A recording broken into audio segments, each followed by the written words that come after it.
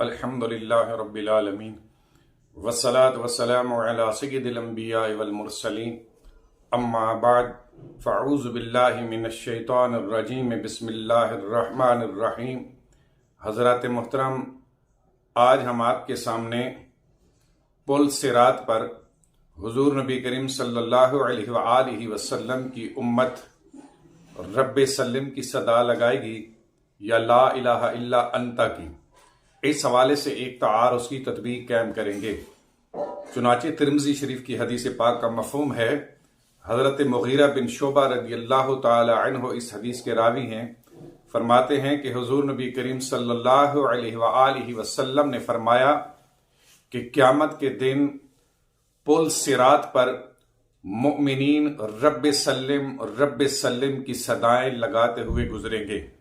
اب اس حدیث پاک سے معلوم ہوا کہ پل صراط پر ایمان والے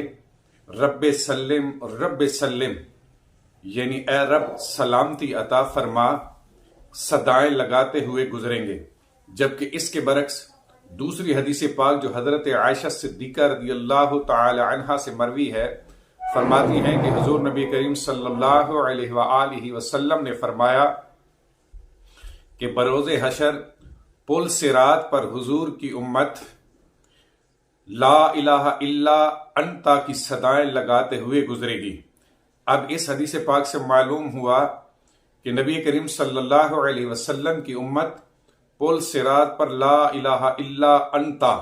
کی صدائیں لگاتے ہوئے گزرے گی، جبکہ اس کے برعکس پہلی حدیث میں فرمایا کہ رب سلم کی صدا لگاتے ہوئے گزرے گی۔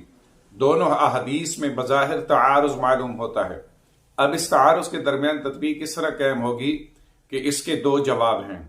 پہلا جواب یہ ہے کہ یاد رکھیں بروز حشر پل صراط پر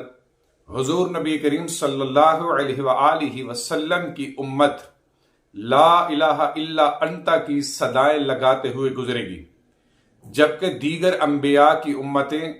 رب سلم کی صدائیں لگاتے ہوئے گزرے گی۔ تو اب جس حدیث میں فرمایا کہ مومنین رب سلم کی صدائیں لگاتے ہوئے گزریں گے، اس سے مراد سابقہ انبیاء کے مومنین ہیں، اور جس حدیث میں فرمایا کہ لا الہ الا انتا کی صدائیں لگاتے ہوئے گزرے گی، اس سے مراد حضور کی امت ہے۔ یہ تو ہے اس کا پہلا جواب۔ اس کا دوسرا جواب یہ ہے کہ ہو سکتا ہے کہ یہ دونوں صدائیں حضور نبی کریم صلی اللہ علیہ وآلہ وسلم کے امتیوں کی ہوں، کہ بعض امتی رب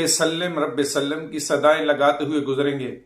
اور بعض امتی لا الہ الا انتا کی صدائیں لگاتے ہوئے گزریں گے۔